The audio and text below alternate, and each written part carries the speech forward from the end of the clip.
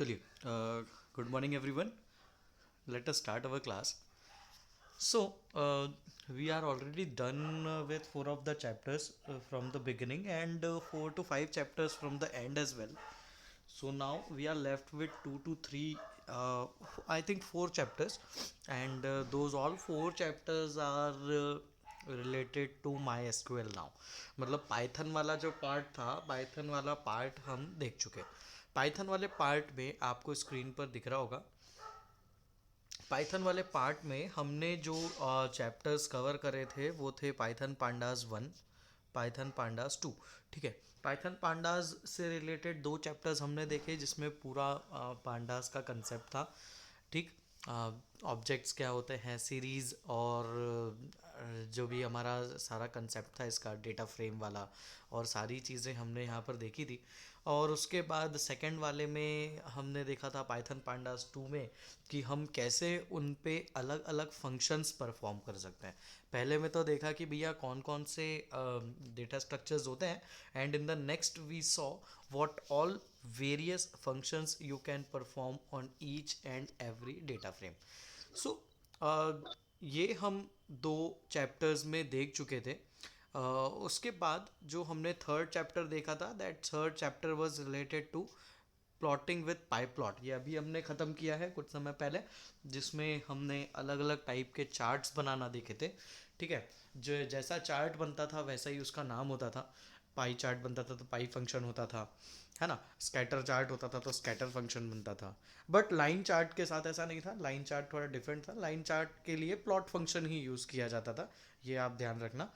तो this was our third chapter, and then we started and completed in our one class this importing and exporting data between CSV files.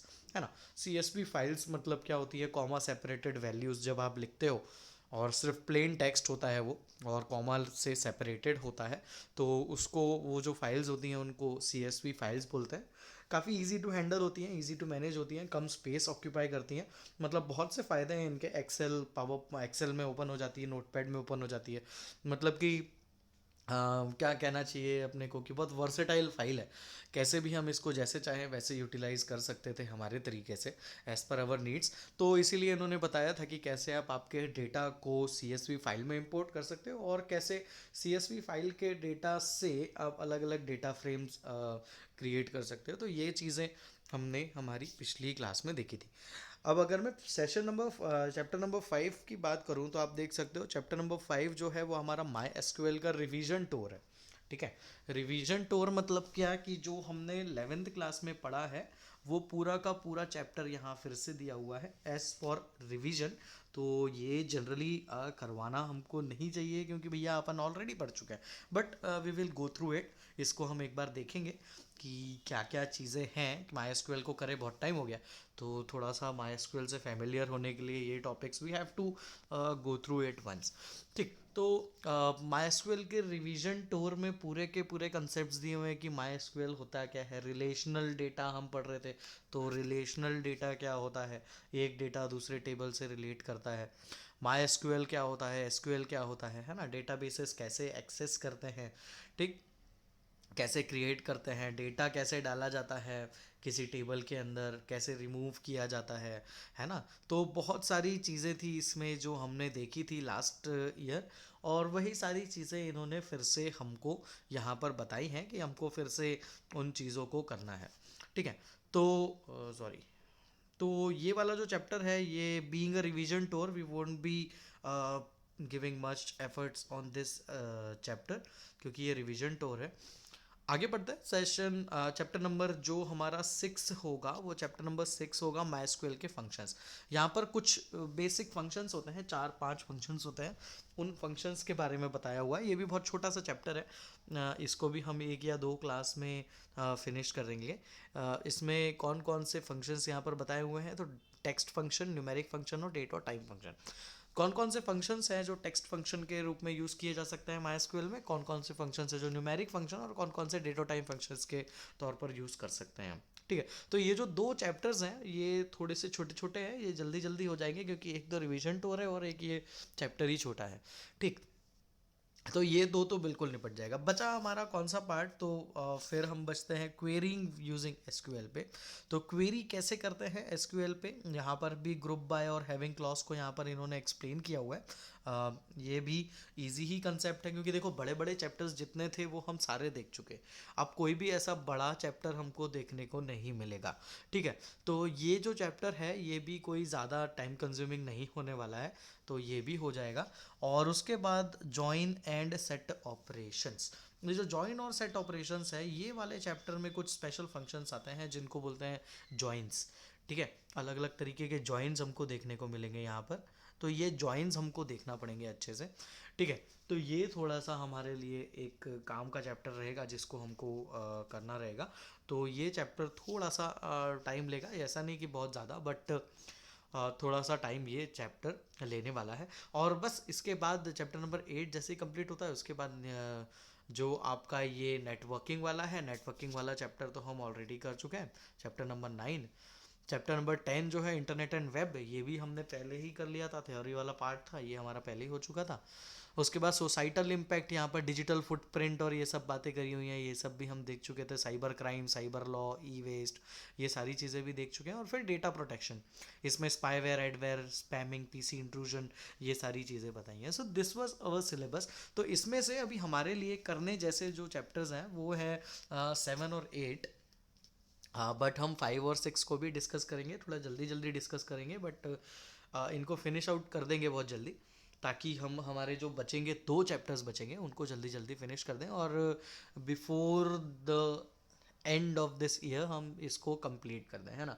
आपके 24 तारीख के पहले तक इसको complete करने की अपनी पूरी कोशिश रहेगी कि सिलेबस पूरा कंप्लीट 24 तारीख के पहले हो जाए। ठीक है, तो ये अपना पूरा पार्ट है। थ्योरी वाले पार्ट को अगर मैं कंसिडर करूँ तो आप लोगों को पता है या नहीं, मंडे को आप लोगों की प्रैक्टिकल क्लास है। ठीक है, तो 10 से 12 का टाइम है, तो आपको स्कूल आना पड़ेगा 10 से 12। ठीक, तो ये आप लोगों को नहीं पता है तो बिल्कुल आप ध्यान रखें कि 10 से 12 में आपकी मंडे को प्रैक्टिकल क्लास रहेगी, तो आप लोगों को वो अटेंड करना है। तो उसमें आप लोग एक काम करना, आज घर से जितने भी हमने अभी पिछले 3 चैप्टर्स देखे हैं उनके कुछ प्रोग्राम्स आप लोग सॉर्ट आउट कर लेना, आपको लगे तो देख लेना, और उनको अपन वहाँ पर लैब में परफॉर्म करके देख लेंगे कि भैया वो वर्क कर रहे हैं या नहीं। तो थोड़ी सी हमको हेल्प हो जाएगी कि कैसे हमको इन प्रैक्टिकल्स पे वर्क करना है, वो सारी चीज़ें समझ में आ जाएंगी। ठीक है, तो आज एक बार आप लोग देख लेना कौन कौन से प्रोग्राम्स हैं जो हमको वहाँ पर करना चाहिए लैब में। ठीक है, तो उनको हम वहाँ पे परफॉर्म कर लेंगे। और दूसरी बात बची फिर फाइल्स की। तो फाइल्स अब आप जैसे ही मंडे आओगे तो मैं उस समय तक सोच के रखूँगा कि कितने प्रैक्टिकल्स और क्या क्या करना है। तो वो प्रैक्टिकल्स विथ सॉल्यूशन में एक पीडीएफ हुआ या कोई वर्ड फाइल हुई तो वो आप तक पहुंचा दूंगा, और आप लोग उनको नोट डाउन करते रहना, समय समय पर लिखते रहना।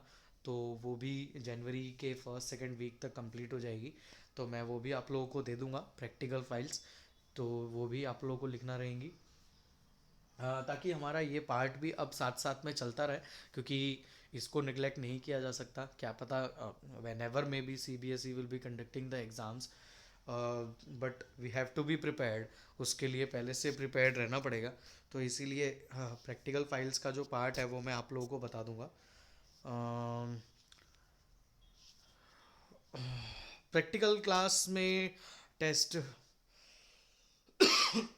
नहीं, प्रैक्टिकल क्लास में टेस्ट नहीं होगा। प्रैक्टिकल क्लास में हमारे पास वैसे ही प्रैक्टिकल्स अभी तक हमने किया नहीं है। इस साल हमको तो सीरीज डेटा स्ट्रक्चर बनाते तक आता नहीं, डेटा फ्रेम डेटा स्ट्रक्चर तक तो बनाते आता नहीं है।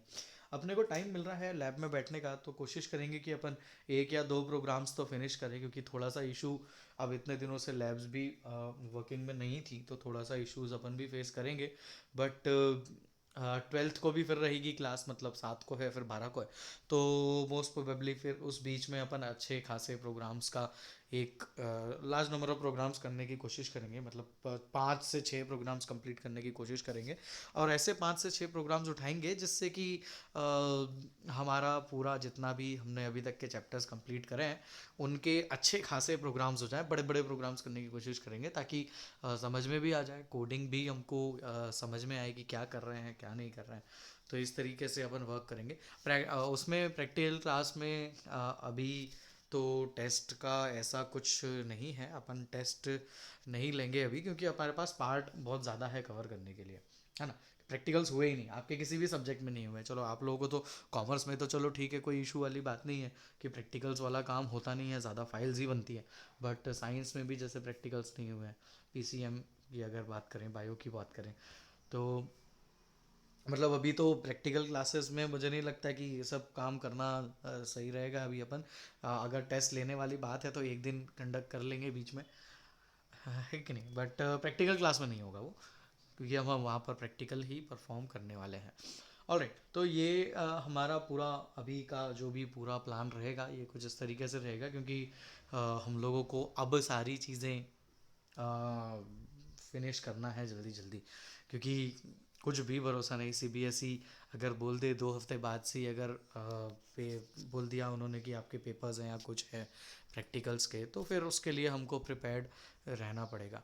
क्योंकि कहीं से कुछ पता चला था, सर्कुलर्स देखे थे, वो वैसे तो जेन्युइन नहीं थे वो, बट फिर भी वहाँ पर उन्होंने लिखा था कि फर्स्ट वीक ऑफ जनवरी से स्टार्ट होकर सेकेंड वीक ऑफ फेबररी तक प्रैक्टिकल्स चलेंगे। वो अभी वैसे जेन्युइन था नहीं, क्योंकि जब रेगुलर स्कूल्स चलती थी तब इस बीच में होते थे प्रैक्टिकल्स, बट अभी तो सिचुएशंस आर कम्प्लीटली चेंज्ड।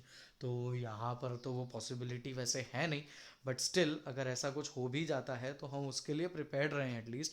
तो उस पॉइंट ऑफ व्यू से हम प्रैक्टिकल्स को भी कवर करेंगे। और ऐसा होता है कि we are suppose to make 2 files in 12th class. All right, so the first file that we will be creating is our practical file.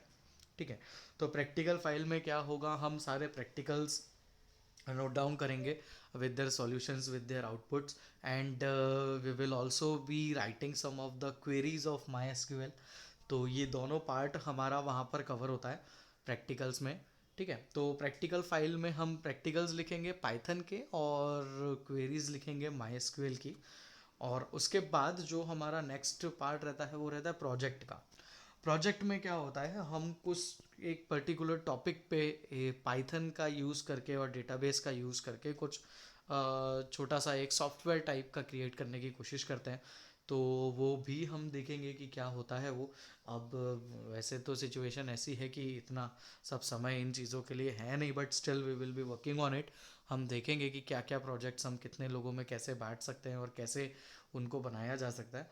तो ये सारी चीज़ें भी अपने को देखना है। तो ये कोई इतना ज़्यादा बर्डनसम नहीं रहेगा। प्रैक्टिकल फाइल ही बस हमको लिखनी होती है, प्रोजेक्ट फाइल तो पूरी प्रिंट आउट निकालना होता है जनरली। उसमें कुछ लिखने का काम नहीं होता है, क्योंकि काफ़ी बड़ी बनती है वो। तो उसको तो जैसी बनेगी वैसी की वैसी हम प्रिंट आउट निकाल लेंगे। बट प्रैक्टिकल फाइल्स के लिए कौन कौन से प्रैक्टिकल्स हमको लिखना है ये मैं आप लोगों को लिखवा दूंगा, बता दूंगा। तो आप एटलीस्ट उनको लिखना चालू कर देना। मोस्ट प्रोबेबली आज या कल तक मैं आप लोगों को लिस्ट भेज दूंगा कि कौन कौन से प्रैक्टिकल्स लिखना है, और हुआ तो उनके solutions with their screenshots as well, अगर हुआ तो। नहीं तो प्रैक्टिकल्स कौन कौन से हैं वो तो मैं आप लोगों को बता दूंगा। ठीक है, आईपी में क्या रिड्यूस हुआ है, आईपी में बहुत छोटे छोटे पार्ट्स रिड्यूस हुए हैं। ठीक है, बहुत ही कम कम पार्ट रिड्यूस किया है। और फिर बात क्या होती है कि ऐसा पार्ट जब रिड्यूस हो जाता है जो अगले टॉपिक से रिलेटेड हो, तो अपन उसको हटा भी नहीं सकते, उसको करना भी ज़रूरी हो जाता है। जैसे कि मीन स्टैंडर्ड डेविएशन, मीडियन, ये सारी चीज़ें डिलीटेड पार्ट में था, बट हमने उसको कवर इसलिए किया क्योंकि हमको पता तो रहे मीन स्टैंडर्ड डेविएशन वेरिएंस होता क्या है ना।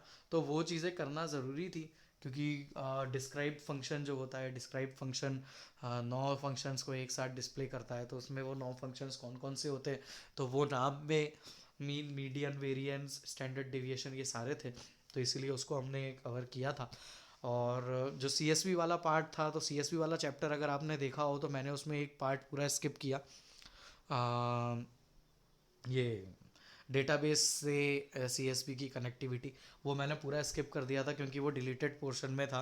ठीक है, तो वो अपन ने स्किप किया। वर्किंग, ये तो पाई प्लॉट वाला चैप्टर देख रहे थे, उसमें भी बॉक्स प्लॉट वाला एक टॉपिक था, एक फ्रीक्वेंसी पॉलीगॉन वाला टॉपिक था, वो भी डिलीटेड सिलेबस में था जिसको हमने कवर नहीं किया, है ना। तो ऐसा जो जो डिलीटेड सिलेबस वाला है मैं उसको वैसे भी कवर करके नहीं चल रहा हूँ। ठीक है, मैंने आप लोगों को ग्रुप पर एक पीडीएफ भेजी भी थी जिसमें कि डिलीटेड सिलेबस, रिलेटेड टॉपिक्स कौन कौन से हैं वो उसमें दिए हुए थे। उसको देखते हुए ही अपन लोग आगे बढ़ रहे हैं। ठीक है।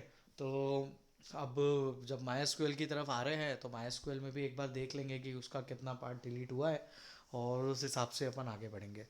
ऑलराइट। तो ये रहेगा अभी अपना पूरा इस मंथ का प्लान है ना, क्योंकि अभी सारी क्लासेस बहुत दिनों से यूट्यूब यूट्यूब पे चल रही थी।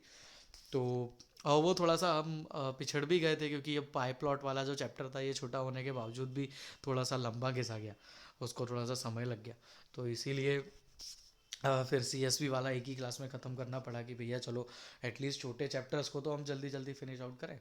ठीक। तो दो चैप्टर्स मेरी नज़र में मैं कह सकता हूँ कि अपने ट्वेल्थ के सिलेबस के हिसाब से बचे हुए हैं। ठीक है। तो ये दो सिलेबस हम लोग करेंगे, काफ़ी अच्छे से उनको तो फिनिश आउट कर लेंगे हम लोग। बट ऐसे चार चैप्टर्स बचे हैं, तो उसमें दो जो हैं वो तो रिवीजन और फंक्शंस वाले हैं, जो कि काफ़ी छोटे हैं, उनको तो फटाफट अपन ख़त्म करते हैं। फिर आएंगे हमारे जॉइन और उसके ऊपर, तो उनको हम फिर निपटाएंगे। तो पेपर्स तो चलेंगे आप लोगों के, तो भी आपकी क्लासेस तो वैसे कंडक्ट होने वाली ही हैं, तो अपन उस बीच में भी ये क्लासेस कंटिन्यू कर पाएंगे, तभी अपन पढ़ते भी रहेंगे उसके साथ साथ। तो ऐसा कोई इशू नहीं है। सिलेबस आप लोगों का बाकी सब्जेक्ट्स में क्या है, कितना हो गया, कितना बचा है, आप लोग कुछ आइडिया दे पाओगे?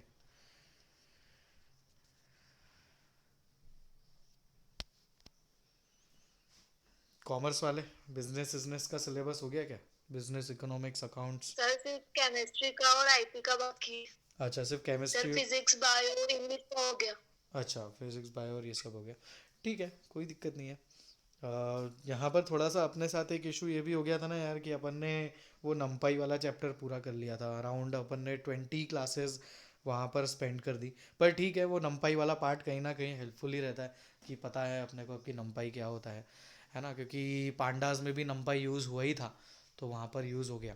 तो वो अगर 15 से 20 क्लासेस अपन ने भी यूटिलाइज कर ली होती तो शायद अपन भी अभी तक फिनिश कर चुके होते। बट ठीक है, कोई ऐसा इशू नहीं है कि नहीं हुआ तो कोई ऐसा कि क्या होगा, बहुत जल्दी हो जाएगा, कोई दिक्कत वाली बात नहीं है। ठीक। तो इसको भी अपन फिनिश आउट कर लेंगे इस मंथ में ही, पूरा चैप्टर सिलेबस हमारा हो जाएगा। प्रैक्टिकल फाइल्स भी अब साथ साथ में चलती रहेंगी। थोड़ा सा बस आप लोगों को ये चीज़ ध्यान रखनी है कि इसको भी अब आपको करते रहना है। मैं आपको बहुत जल्दी प्रैक्टिकल्स का भी पार्ट आप लोगों तक पहुंचा दूंगा। ठीक है। तो ठीक है फिर। और कॉमर्स में, कॉमर्स का क्या हाल है? कॉमर्स का हो गया सारा सब्जेक्ट में? है कोई कॉमर्स वाला आज? है तो सही। आकाश? नहीं सर, किसी का भी। हाँ ठीक है, चल रहा है ना, मतलब यस सर। सिलेबस, हाँ ठीक है, मतलब सिलेबस सबका चल रहा है, मतलब ऐसा कोई फिनिश नहीं हुआ है, थोड़ा बहुत सबका ही बचा होगा, ठीक है ना, कोई दिक्कत नहीं। अब स्कूल लग रहा होता तो रोज़ एक क्लास लग रही होती, रोज़ एक क्लास लग रही होती तो अपन बहुत आगे होते। अभी अपन वीकली 3 क्लासेस में काम चला रहे हैं, है ना। तो इससे भी थोड़ा सा इम्पेक्ट पड़ा है। बाकी सब्जेक्ट की शायद आप अगर फिज़िक्स बायो केमिस्ट्री की बात करो तो मेरे ख्याल से उनकी आईपी से तो ज़्यादा ही क्लासेस लगती होंगी, है ना।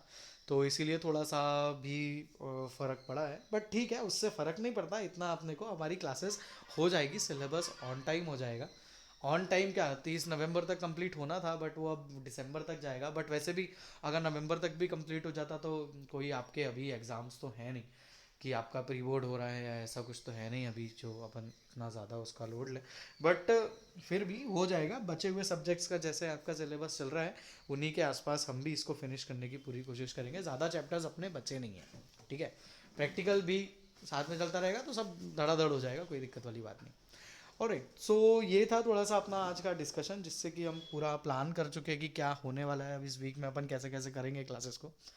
तो देखते हैं फिर मंडे। आप लोग ध्यान रखना, जो जो आज मीटिंग में नहीं है उनको बता देना, 10 से 12 प्रैक्टिकल्स का टाइम है। तो मंडे बिल्कुल स्कूल में हाजिर हुए, बैठेंगे लैब में, करेंगे कुछ ना कुछ प्रोग्राम्स वोग्राम्स निपटाते हैं कोई से। देखते हैं। आप लोग आज सर्च करके रखना कोई सा प्रोग्राम ऐसा लगता है कि यार इसको प्रैक्टिकली परफॉर्म करके देखना चाहिए, तो देख लेना, तो उसको अपन परफॉर्म करके देख लेंगे। कम से कम 2-3 प्रोग्राम्स तो शॉर्ट लिस्ट करके लाना, है ना। तो वो उनको अपन परफॉर्म करके देखेंगे, बड़े बड़े होंगे तो फिर सॉल्व करेंगे क्या क्या एरर्स आती हैं, क्या क्या होता है। तो वो क्या सॉल्व करने से ज़्यादा पता चलता है। अपन ने अभी तक वो कोई भी प्रोग्राम ऐसा सॉल्व किया नहीं है ना। एग्जाम्स में भी आए, टेस्ट में भी आए, तो आप लोगों ने किए ज़रूर होंगे, पर प्रैक्टिकली परफॉर्म नहीं किया तो थोड़ा सा वो फ़र्क पड़ता है उस चीज़ का। तो इसीलिए ठीक है। तो मंडे होगी फिर मुलाकात, ठीक है। 10 से 12 टाइम है, बियॉन्ड टाइम। और पूरी तरह से बिल्कुल अपना प्रोटेक्शन अपने साथ, ठीक है। मास्क वास्क, सैनिटाइज़र, पानी की बोतल, सब चीज़ें अपनी आप लोग खुद लेके आना। और वही सोशल डिस्टेंसिंग से काम करेंगे, ठीक। तो इट्स ऑलरेडी 9:18। मिलते हैं मंडे को, ठीक है। So thank you so much students, Monday मुलाकात करेंगे। Thank you sir. Thank you. Thank you sir. Thank you.